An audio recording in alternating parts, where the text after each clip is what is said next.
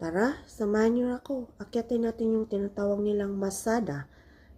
Titingnan natin kung anong natitira sa dating kaharian ng isang dating hari noong unang panahon. Pero bago yan, manood muna tayo ng kanilang video about the true story nitong hari na to. Tara, samahan niyo ako. Pero bago yan, baka gusto niyo naman akong tulungan at makahingi na rin ng tulong sa inyo na i-like, share, and subscribe my channel. Isang malaking tulong na yan sa akin, tulad ko na isang maliit na content creator na nag-uumpisa pa lang. Maraming salamat po. Also an historic episode that the talented historian and writer Josephus Flavius wrote about almost 2,000 years ago. His account contains all the elements of a fantastic drama in which Jews, Romans, and idealists fight to the death. It's no wonder that Hollywood jumped at the opportunity to tell this fascinating story. With an impressive set and thousands of extras, they created a colossal film featuring the rebel leader Eleazar, son of Yair, and the Roman commander Flavius Silva in the leading roles. However, in the movie, unlike real life, no one really deals with the dilemmas or personal struggles, and certainly not with the more problematic aspects of the story. Then where should we start our story? We could start with the Hasmoneans, who were the first to discover the advantages of this isolated cliff in the heart of the desert. Or we could start at the end, with a dramatic project of Masada excavations, with Dean, the head of the excavation team, who would stand on the mountain and read Josephus Flavius' description of the account, and everyone around him could actually hear the echoes of the fighting. Or we could start the quest with King Herod. Herod, who ruled under the auspices of the Romans, built himself a magnificent fortress here on the mountain, which was to be his sanctuary in troubled times, and believe me, he really had troubles. Herod, like any other king, built his palaces at the highest standards of his day. One of them is this western palace. Herod's architect was probably a short guy. Here he built himself a bathhouse, and he would put his lamp here and enter his bath. What can I tell you? This king loved the good life. Until now, we spoke about Herod. It wasn't the splendor of Herod's style that made Masada what it is today. The year is 66 AD. The Jews rebel against the Roman Empire. 4 years later, the temple is destroyed. Jerusalem falls. Everywhere else, the rebels were suppressed. Masada is the last stronghold where there are still Jewish rebels. And believe me, they didn't need Herod's palaces. The rooms in the wall were divided and used as living quarters. They lived from food in the storerooms, and they drank water from the cisterns, kindly left behind by Herod long ago. Right from the beginning of the excavations, signs of the rebels were found elsewhere, in the palaces, in the ritual baths, and in particular in the wall. The deepest experience I went through in Masada was when they found in this particular room the first piece of scroll. To see Hebrew letters coming out of the ground, the same letters which are used until today. Later, more fragments of scrolls were found. One I found with my own hands, but the first experience is unforgettable. Throughout the revolt, groups of refugees sought asylum on the mountain. About 1,000 rebels gathered in this fortress in the heart of the wilderness. In 73 AD, the Romans' 10th Legion arrived with thousands of armed soldiers who deployed themselves around the mountain. An enormous war machine. And the movies do it best, after the Romans, of course. The Romans built an attack ramp. The besieged rebels rolled stones down it. The Romans lived a tower at the top of the ramp, equipped with a battering ram to smash the wall. The besieged erect a wood and earthen wall to sustain the blows of the battering ram. The Romans burn it, but the wind almost burns their own tower. Then the wind veering as if by divine providence to the south, blowing with full force in the opposite direction, flung flames against the wall, which now was all ablaze. And in the evening, when the wall was burnt and breached, the Roman army returned to its camps, assured that the whole affair would be over by morning. But Eleazar had ideas of his own. This is it, the last night. My friends, we've reached the climax of the drama. However, unlike the movie, here apparently the events actually took place. And here at Masada, men with families were forced to decide slavery or death. Eleazar had no doubts, but he had yet to convince his comrades in arms.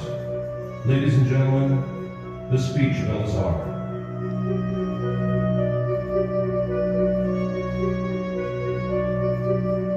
Oh, my loyal followers, the time has now come that obliges us to make that resolution true in practice. Let our wives die before they are abused, and our children before they have tasted slavery, and preserve ourselves in freedom as an excellent funeral monument for us, as we have preferred death before slavery.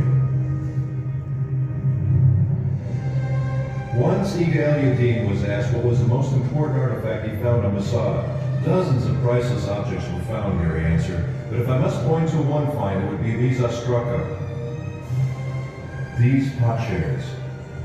These may be the lots that I'm holding now. Potsherds on which the rebels wrote their names. 10 men who were chosen were the only ones who remained. Their equipment had already burned, and each of them had already killed his wife and children. Then they drew the lots.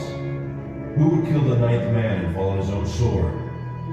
And in the morning the Romans arrived, and besides 2 women and a few children, everyone was dead.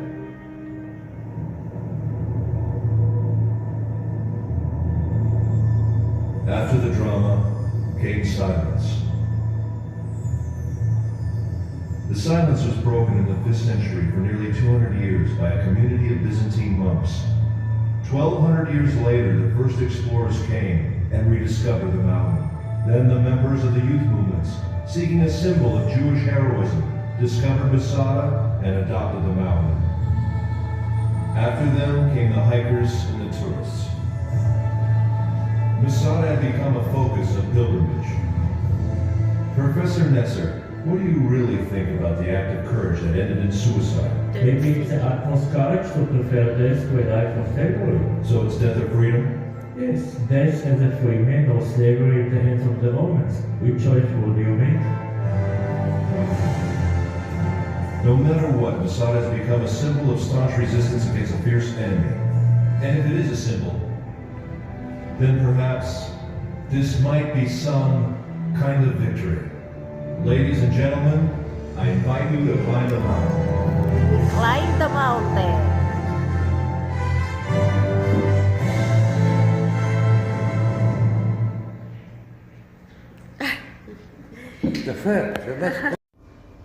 Aakyat tayo dyan. So excited. Pero, ayan na, lalarga na tayo. No, it is. Yan, lalarga na. I don't say I don't dislike it, but my knees have a big problem with it.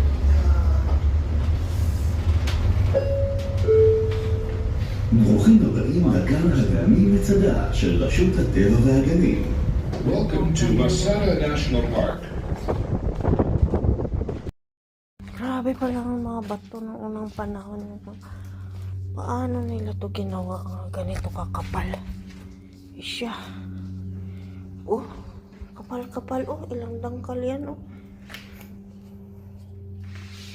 oh wah. Dito kami sa tuktok ngayon ng Masada. Oh, tingnan mo ang Dead Sea nakikita.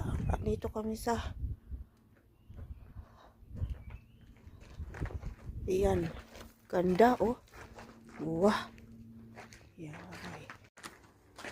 Grabe, oh. Wow. Mga talaga ako. Grabe, oh. Ano ito? Kumuhan dati? Sorry, ha? Mali-mali yung mga pinagsasabi ko. Pero tingnan mo na lang. Ang kaganda. Oh. Wow. Tingnan mo. Oh. Dito tayo sa kabilang side. O, tingnan nyo naman ito, oh. Oh, hanggang doon pa, malaki pa yan. Hindi pa yan natatapos. Sobrang laki sa ganito. Iwan ko kung itang nga ba ito. At saka, ang kakapal ng bato. Ilang litro yung ano niya, oh. Halos 1 metro. Ang kapal ng division o ng ano. Mga talaga ako, oh.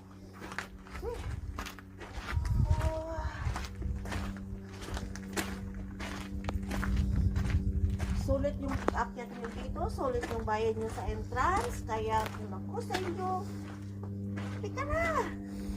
Masada! Mainit nga lang ngayon kasi summer. Pero pag winter naman, sobrang lamig. So, mamili ka na lang kung saan ang gusto mo, summer o winter. Kasi talagang maganda. Mapamangha ka. Yun nga lang, bato na lang natitira. Wala na talaga siya.